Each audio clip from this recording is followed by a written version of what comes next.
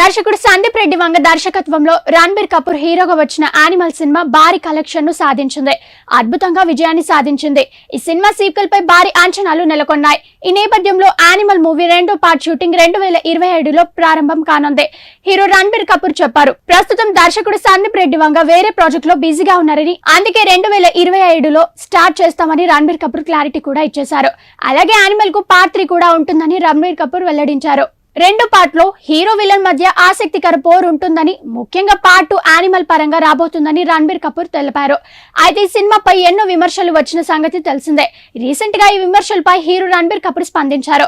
Animal విషయంలో అందరి అభిప్రాయాలతో నేను కూడా పూర్తిగా ఏకీభవిస్తున్నానని, అందులో ఎలాంటి సందేహం లేదని, అయితే ప్రేక్షకులు నచ్చే సినిమాలు తీసుకురావాలని బాధ్యత మాపై ఉందని, కొత్తదనాన్ని ప్రోత్సహించాలని అవసరం ఉందని, ఒక నటుడిగా ఇది చాలా ముఖ్యం. ఎప్పుడైతే నటులందరూ విభిన్నమైన పాత్రలు పోషిస్తారో అప్పుడే వారి కెరియర్ బాగుంటుందంటూ రణబీర్ కపూర్ తెలిపారు.